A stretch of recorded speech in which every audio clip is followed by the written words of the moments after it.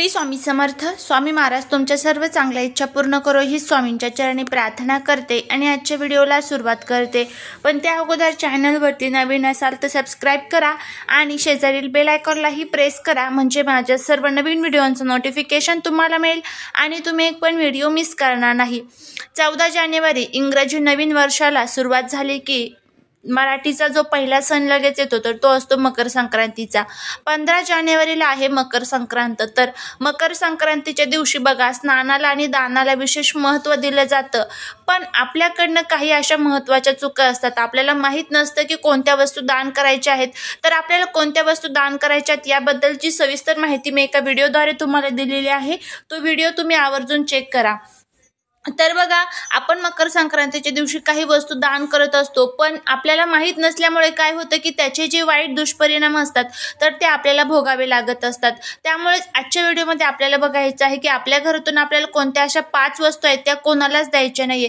कोणी तुमच्याकडे मागितल्या तरीही द्यायच्या नाही, किंवा तुम्ही स्वतःहून सुद्धा कोणाला ह्या ज्या 5 वस्तू आहेत तर त्या द्यायच्या नाहीत. यामुळे काय होतं की माता लक्ष्मी आपल्या घरातून दृष्ट होत असते आणि घरातून काढता पाय घेत असते. त्यामुळे या चुका मकर संक्रांतीच्या दिवशी आपल्याला शक्यतो करून टाळायच्या असतात. आता मकर संक्रांतीच्या दिवशी आपल्याला बघा कोणकोणत्या वस्तू दान करायच्या नाहीत त्याबद्दलची सविस्तर माहिती आपण घेऊया. धनु राशीमधून सूर्य हा मकर राशीमध्ये प्रवेश करत असतो, तर यालाच मकर संक्रांतीचा काळ असं म्हटलं जातं. संक्रांत म्हणजे काय? धनुतून मकर राशीमध्ये जो संक्रमणचा काळ असतो त्याला संक्रांत म्हणतात.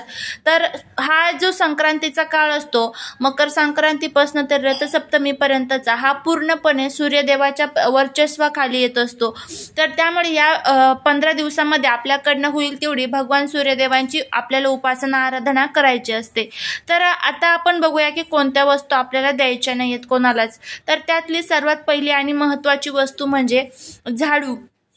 झाडूचं चुकून सुद्धा दान हे आपल्याला करायचं नाहीये. झाडू जो असतो तर तो आपल्या घरामध्ये माता लक्ष्मीच्या स्वरूपामध्ये असतो.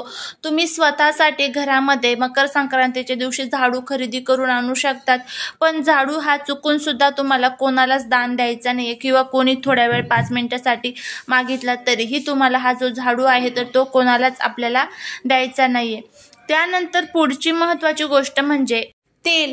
आता हे जे तेल आहे तेल तर आपण दान करायला पाहिजे, पण कोणतं तेल दान करायचं नाही तर ते सुद्धा जाणून घ्या. बघा, तुम्हाला तेल दान करायचं असेल तर तुम्हाला नवीन तेल म्हणजे दुकानातनं खरेदी करायचं आहे आणि ते तेल तुम्ही ते दान करू शकता. याने काय होतं, आपल्यावरती शनीचा जो काही दुष्परिणाम आहे तर तो आपला दूर होत असतो. पण कोणतं तेल दान करायचं नाही तर घरातलं जे आपण यूज केलेलं तेल आहे तर ते चुकून सुद्धा दान करायचं नाही.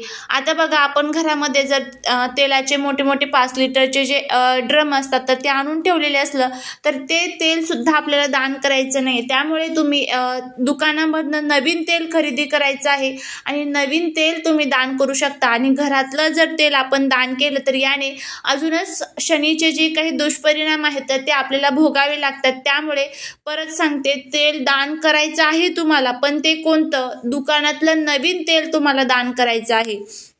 त्यानंतर पुढची गोष्ट म्हणजे या दिवशी तुम्हाला प्लॅस्टिकच्या कोणत्याच वस्तू दान करायच्या नाहीये.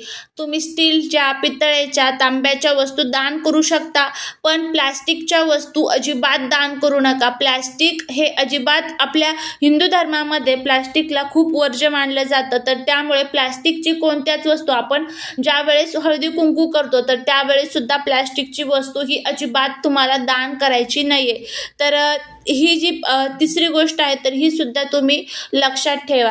त्यानंतर तुम्हाला कपडे दान करायचे आहेत. कपडे दान करत असताना वापरलेले घरातले कपडे हे अजिबात दान करायचे नसतात, कारण त्यामध्ये आपलं स्वतःची जी परछाई असते तर ती असते. तर त्यामुळे वापरलेले कपडे दान करायचे नाही. तर तुम्ही एखादं नवीन ब्लँकेट घेऊ शकता आणि ते नवीन ब्लँकेट तुम्ही दान करू शकता. तर ह्या ज्या काही महत्त्वाच्या वस्तू आहेत, महत्त्वाच्या गोष्टी आहेत तर त्या तुम्हाला चुकून सुद्धा दान करायच्या नाहीयेत. त्यानंतर धारदार वस्तू ज्या असतात म्हणजे चाकू, सुरी, कातर वगैरेच्या वस्तू असतात त्याचा वापर शक्यतो करून घरामध्ये मकर संक्रांतीच्या दिवशी टाळण्याचा प्रयत्न करा. त्याचबरोबर या दिवशी तुम्हाला धारदार ज्या वस्तू आहेत तर त्या सुद्धा चुकून सुद्धा आपल्याला दान करायच्या नाहीत। तर ह्या ज्या 5 वस्तू आहेत ह्या 5 वस्तू तुम्ही लक्षात ठेवा आणि ह्या वस्तू कोणालाच दान करू नका। आणि त्याचबरोबर मकर संक्रांतीच्या दिवशी काही आपल्याला वस्तू दान करायच्या आहेत त्याबद्दलची सविस्तर माहिती मी एका व्हिडिओद्वारे तुम्हाला दिलेली आहे। तर तो व्हिडिओ सुद्धा तुम्ही आवर्जून चेक करा, जेणेकरून आपल्या जीवनातील जे काही त्रास संकट आहे तर ते दूर होण्यासाठी मदत होईल। तर ह्या मकर संक्रांतीला आपल्याला सूर्यदेवाची उपासना करायची आहे, सूर्यदेवांना प्रसन्न करून घ्यायचं आहे। सूर्यदेव हे जे असतात तर ते आपल्याला वर्चस्व प्रदान करत असतात, आपल्याला सत्ता प्रदान करत असतात। त्यामुळे सूर्यदेवांना या मकर संक्रांतीपासून तर रथसप्तमीपर्यंत अर्घ्य द्यायला विसरू नका। आता याचा एक व्हिडिओ सेपरेट तुमच्याबरोबर मी शेअर करणारच आहे, तर त्यामुळे नक्की सर्व व्हिडिओ चेक करत चला। तर झालेली सेवा ही महाराजांच्या चरणी रुजू करते। व्हिडिओ जर आवडला असेल तर लाईक, शेअर आणि सबस्क्राईब करायला अजिबात विसरू नका। तुमच्या फ्रेंड्स बरोबर, फॅमिली बरोबर सुद्धा हा व्हिडिओ शेअर करा, जेणेकरून कोणाकडनं या चुका होणार नाही आणि त्याचे दुष्परिणाम सुद्धा त्यांना भोगावे लागणार नाही। श्री स्वामी समर्थ।